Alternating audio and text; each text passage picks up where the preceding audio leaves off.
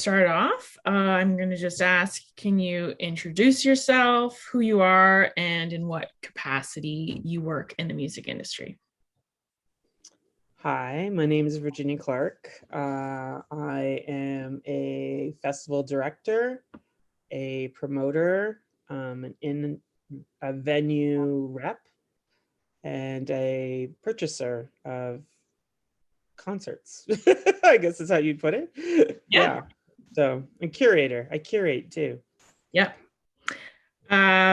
Okay, so I know you from our days, both being people who booked shows in Kingston. You always had your finger on the pulse of what's up and coming in the Canadian music industry. So I was just thinking you could talk a little bit about how have you found bands for shows, ones who are just getting started in their career.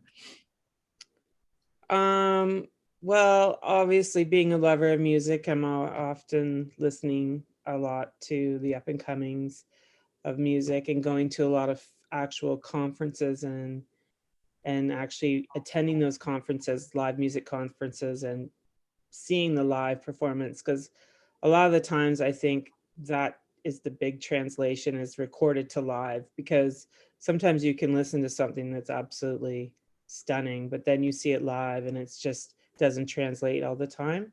So Mhm. that's always been a great way of actually keeping your finger on the pulse. And I used to attend South by Southwest for many years, and there always was a great collection of Canadian artists. Some of the best would always attend that conference, so I was often connected that way. But as I got older, I kind of stopped going to the American one because it got super expensive, that's for sure. And started going to the Canadian ones, which has been always a great thing. And then a lot of it was trusting my agents that would send me artists. Okay. uh, Sometimes you get so busy you can't always go to a full weekend away, because that's when you're busy doing things at work, concerts and such what. So there was a big trust factor with the agents. Sometimes they would throw me like for example, I was in Toronto at the Horseshoe drinking bourbon at a Joel Plaskett show, and I saw the agent there, and he goes, "Verge, you gotta book this band called Half Moon Run. They're like really awesome," and I hadn't even heard of them. And I'm like, "Really, Adam?" He goes, "No, Verge, trust me. Like, have some bourbon. They're like, let's do a shot. Like, they're so good. They're so good." He was just so pumped about it. And Adam, he used to represent Hey Rosetta and like a whole bunch of really awesome bands. So I trusted him wholeheartedly, and he was so excited about this band. And the rest is history. I mean, we sold at the very first show. So There. yeah. So, and that was a Tuesday, and they'd never played Kingston before. So like it's the luck of the draw that way. Mhm. But a lot of the times it's like just sort of attending those live conferences are really important, because I do think the live performance is like really what would inspire me to like go, I'm going to believe in this band so much. you know they don't have to have 100,000 listens on Spotify. The live Yeah. performance is killer, right? So let's and then the audience starts to trust my curation of it. So they'll go, oh well, if Verge is going to do this show, it's going to be a good show, because that's really what it's about. Like, you put your name behind it. You're not going to want to bring something to your community that you don't wholeheartedly think is going to be amazing. Mhm. And put your name behind it. So that's always been that trust factor of the audience and the community members trusting what I'll bring to Kingston. So that's kind of how it works, I think. And Cool. yeah.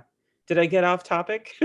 No, that's great. And I think, especially people trusting your curation and you putting on a show with a great, like full billing, people then come out and see the opening bands, and then That's those, correct. Yeah. those bands get more exposure that way. So, 100%. And that's how I've got exposure to those opening bands. You're right. Like, I hadn't heard of the opener, and then they come and they're like, mind blowing. And, you're like, okay, next time they come back, I'm definitely going to book them too. So that's right. The open ears are also that live performance and then the community already gets to see them. The audience gets to see them. So that's also helps develop the artist too, is definitely opening up for other acts for sure. Yeah, totally. What would you say is a good point in a band's career to start touring beyond just doing local gigs? Like, what kind of things are you looking for when you decide to book them? You mentioned seeing them live is a big thing. Is there certain things like that you're going to look for online that they have before you decide to book them? Well, the world has changed so much now with social media. So obviously, I mean, I don't really do this because I'm a bit old school, but a lot of the new kind of up and coming promoters are going to look at their presence on social media. I hate to tell you that, but if Truth. they've got this many followers and people that are already invested in like following them and listening to their music, that's going to probably help a lot. So I would invest a lot of time in that. Mm-hmm. Um, because that also might attract agents. And that's a big key, I think, for touring, is having a good agent to book your tour. So working on that, I think it's a new avenue for artists to like focus on, especially today, with the climate of zero live performance. Yeah. Just investing in spending time and engagement within the digital format.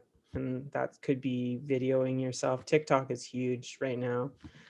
Yeah. People are getting discovered just on a TikTok. I know that sounds really sad because it's like not live and it's not really what the culture is about, but at least for now it helps develop that engagement, right? And then things can follow that way. So Yeah, of it's course. That's great. What are some steps that an artist could take to book their own shows or tour if they don't have an agent per se? this is the tricky thing and it's really tough. I mean, I think if they can, like we talked about, get on a tour, I mean, it's start touring with other bands so it's a collective. Going out on your own without really collaborating with local musicians is a tough one. So if they are going to do, maybe even open for a local, like if it's Mhm. really starting out, look for bands that they kind of, those connections that they have in different towns to even open up for them to get that engagement from that band's audience too. But it's really tough to not have an agent and book a tour, to be honest. It's very tough. Okay. Yeah. But a lot of punk bands, it's great because they'll have 3 or 4 bands on the bill, right? That's always been their format because they build off of each other. It's more community based that way for booking shows.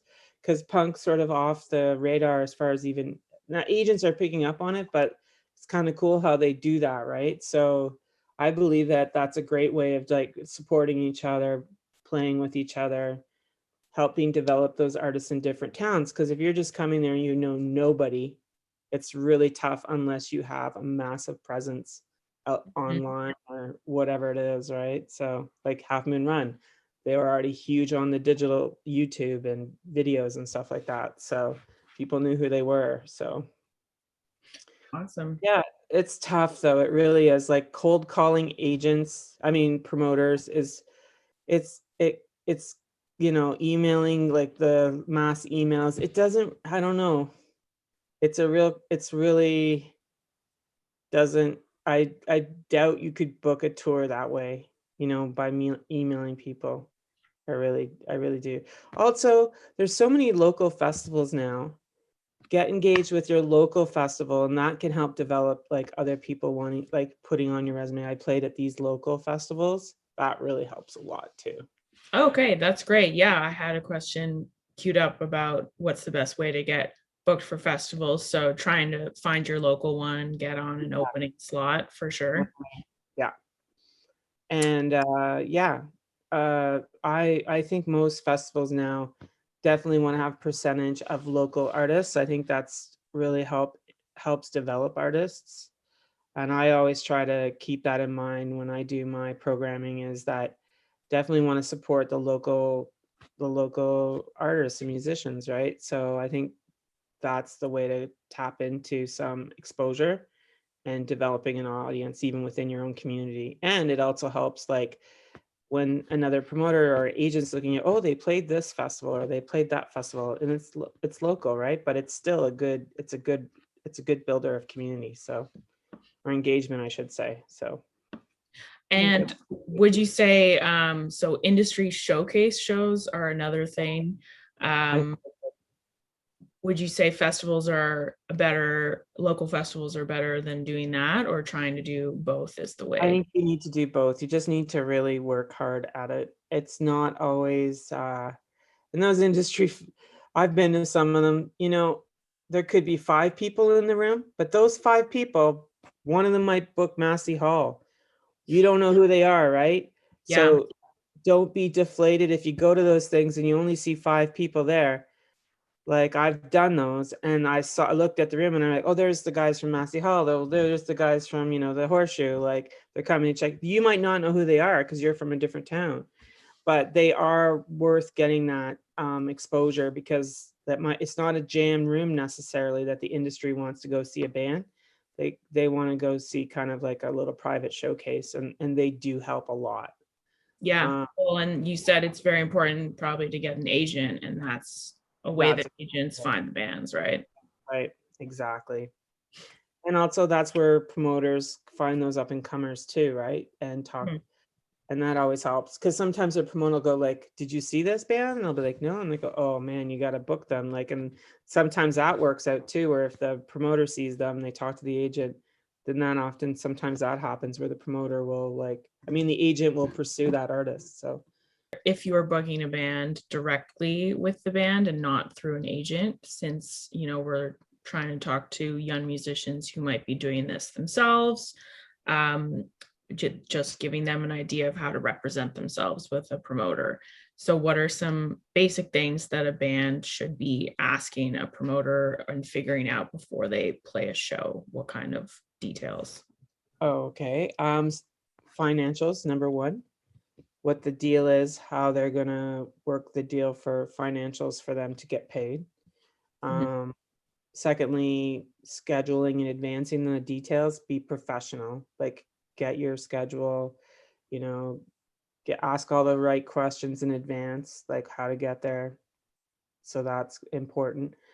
And then, being professional to a certain degree, like, definitely be there on time as best you can. Don't be like 2 hours late. That's stressful. Be organized with your merch, just like a lot of bands are awesome. Like, not, they're ready to go. And I often find that a sign is when they are actually super professional. Like, they know how to have a good time. And you know this too, Maggie. Like, it's like when the bands came in and they had their shit together, you knew that they're going to go a bit farther than ones that are like, show up drunk and lost half their gear, and you're Yeah. like, well, how's this going to work in the real world? It's not, right? Like, so, I had fist fights on stage, over the years. Oh my Like, band gosh. members fighting each other, spitting on each other. Like, like, I could tell you so many stories, but like, you're like, I don't think this band's gonna last too long. But yeah, I think that that's just a super important thing, is getting your details in advance. Know, like, be forthright about your financials, um, and that there's no misunderstandings there, because that's awkward at the end of the night. We're like, oh, I thought this, and it's not that. So make sure that's all figured out. Being professional, like I said. Um, don't leave Toronto, 2 hours before the show. There's traffic. We text like that, oh, we're stuck in traffic. Yeah, you left 20 minutes ago and we're supposed to be here in an hour. So, like, there's just stuff like that just it just makes the everything go a lot smoother. And I just think that that's super important, is that degree of professionalism. It makes or breaks it, I think, to be honest. Yeah, of course, because you're going to be much more motivated as a promoter to work with that band again if they show. 100%. Mhm. If they're jerks and assholes and disrespectful, like, who wants to work with that? Like, I Yeah. don't care how popular you are. Like, no thanks. Like, there's lots of other people I'd rather work with, and so it is a working relationship. And just, I know I've heard stories that promoters aren't always nice either, and that they can be like terrible people too. So it goes both ways. I agree with that. But just try and keep your chin up if they are kind of if you do experience that. And remember that too when you want to go back, maybe you want to work with someone else too, you know? So Yeah. it goes both ways that way. Um, Not everyone is perfect for sure. So Yeah. So just a couple specifics about settling finances with a promoter, since some people watching this may have never done it before. So mhm. in terms of negotiating a guarantee and then overages, depending on how the show sells, could you just walk through a bit the process of what needs to be settled on before the show and then the night of what needs to be figured out after the show? Well, it depends. Is this without an agent? Yeah, we'll say without an agent. Yeah. Okay, so normally without an agent, there isn't a deposit done. So it usually you should have in writing, basically, if there's a guarantee, like a lot of the up and comers. I'm not one of these people, but some of them will do like a split at the door. So they get 80% of the door and the promoter gets 20%. I've never done that, but that does happen. Mhm. Or they just basically get the door, whatever was raised at the door, but make sure that you go through the ticket price and that's the actual ticket price they're selling. You know what I mean? Mhm. And the costs of the show, like some promoters have to occur, like marketing costs and stuff like that. They'll put that in the costs. And Mhm. then you'll get, so basically the promoter will like give you what the cost of show, and whatever's after the cost, you get that dollar amount. But make sure that you definitely have an agreement on those costs and everything. And then so that's unfortunate for bands without agents, because when it comes into agents, then there's more of a contract and deposits and like a definitely more just like broke down into different categories and stuff. Mhm. So it's a little different for when you're just starting out. It's very rare that you'll get a guarantee, or because promoters, it's risky, right? They don't want to guarantee if you're brand new and they don't know what kind of audience you're going to have. So it'll normally be like kind of like a door deal, most likely. Okay. Yeah. But make sure that you're just all on the same page and so that you know what you're going into, because that's the worst part is like question marks at the end of the night. It's the worst feeling, right? Yeah. And the promoter feels shitty too, because they're like, oh man, they thought this and that's not what it was, right? Because it's both ends that way. So I just think it's just being more forthright and like talking the dollar and just asking what the costs are and get a breakdown. And Then like everyone, have it in writing in an email, yeah, probably. exactly. Have it in writing in an email. So there's no like, oh, I forgot that. Well, in the email it said this, what Mhm. the ticket price is, that kind of thing. What are some of the biggest mistakes that you see young artists and bands make? And this can be about anything beyond booking shows and working with promoters. Hmm. I think that I think the big mistake is that even if you have a lot of like followers, doesn't necessarily mean that you're going to develop a community that'll come out and see you. And I think that that's a little misguided somehow. Mhm. So do the work. There's a lot of work with live music and building those communities that come out to see you. And don't think that they're going to come out every time you come to that city. It's never guaranteed. I think that that's always something that people just think oh, it's just going to happen. It doesn't just happen. You really have to work. That makes or breaks an artist to me, is if they don't have the work ethic.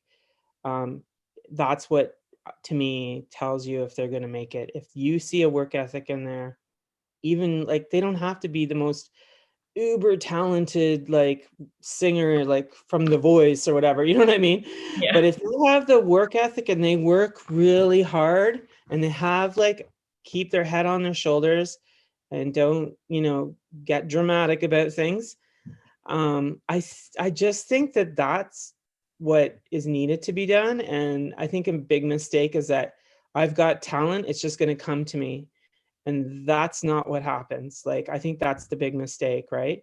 Is like, Mhm. oh, I'm super talented, and like, oh, I just filled the room in this town. Like, it's just gonna happen everywhere. It doesn't happen everywhere.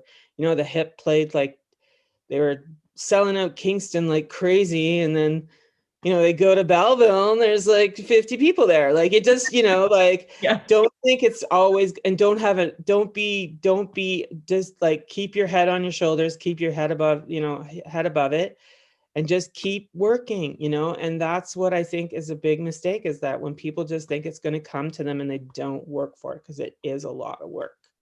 It's a lot of work. Touring is grueling and it's harsh. It's a harsh reality. And sometimes like the most talented bands just can't tour, like, and don't overextend yourself either, because that's what I find sometimes that happens too, is they just tour, tour, tour, tour, tour, and that's good, but there's sometimes it's, it breaks you because it's just so grueling, right? So there's a fine balance there too. So Hmm. Another question, just kind of building off that. I know it's not quite as applicable now in the COVID era where there's no live shows, but in general, have you really seen that the music industry has gone in this direction where you need to really be touring? You can't just be putting out recordings. That's like kind of the way to make oh money. well, I mean, that's pre-COVID, you Pre-COVID, know. yeah. Yeah, I mean, it's such a brave new world right now. And it's all about digital and followers right now, to build and to keep maintaining that audience, right? Mhm. I think I just don't even know, Maggie, what to say, because I'd love to say, yeah, it was live music was the make or break back in the day. But right now it's digital engagement is the make or break right now. So that's how it's flipped that way. Um, so yeah, it's wild, eh? Yeah. Um, And I it's never dreamt that. like you said earlier, it's now is the time to put the effort in there, Yeah. and we'll see what happens in another year or so. Mhm. But Definitely put the effort into engaging with people through digital platform. I know there's no money there. There can be some money within digital live streams, and now there's grants now being formed to for those programmers to pay artists a living, a good professional fee, which is awesome. I'm so happy they're starting to do that. So there is going to be money built in grants to be paying properly to artists. So that's great. So that will almost be considered like your live performance, right? yeah, Live industry. So yeah, it's so funny. Like, I've just so, it's been over a year since I did was at a live concert. It's just crazy. And it's illegal right now. it's So crazy. we're in such a strange time. Wow. So I just don't know what to say for the future. I would just right now at this moment focus on engagement through the digital platform. And yes, live is has been the way. Be prior to the pandemic, that was definitely the way, through festivals and playing venues, definitely. But who knows what when we come out of this, the digital platform might be here to stay, and that might be there might be a long time before people feel safe gathering, right? Yeah. So, and that's a big chunk of someone's career is a few, especially in the music industry, a couple of years. Like, that's a big chunk, right? That's like 2 albums almost. Yeah. So just stay steady. Look into digital, engagement for sure, because that's it. like really right now. So I think yeah. that's a great way to summarize it, how it's been, how it is now, and how it might be. That's Yeah. all we know. And the thing is that work on digital platform, it's always going to be there to stay. If it's, like that's a good thing. It's not just gone, so that hard work will be there as a kind of a document of your music, and I think that's great too. It's not just gone, you know what I mean? Like Yeah, everything you do will be there for, you might want to delete it. But I mean, you know what I mean? Like it's there, so it's not a waste of time for sure. totally. Well, that's all of the questions I had set up. Is there any last things you can think of that you'd want to add, or a funny story? Or I want to send everyone a big hug because I miss hugging everybody. I miss the music industry in Canada. It's a family. Like it really is a family. yeah, We're a big country, but the music community, once you get in it, it's a pretty small little community of people. And there's so much love there. And I just miss everybody. And I worry about people and I hope that they are doing okay. This is like we're decimated right now as far as the live music community goes. It's decimated. yeah, So I just really, my final words are just I want to send the love out there and trying to keep positive, and it's really difficult right now. But just to like at least they can have that creative outlet to record, and this might be some awesome pandemic albums out there coming out, some melancholy songs. But I do that's kind of like my thing, is just sending some love because it's tough, and mental well-being is really, really tough right now. yeah. So yeah, that's my final words. Great. That's a great note to end it on. Thank you so much for doing this.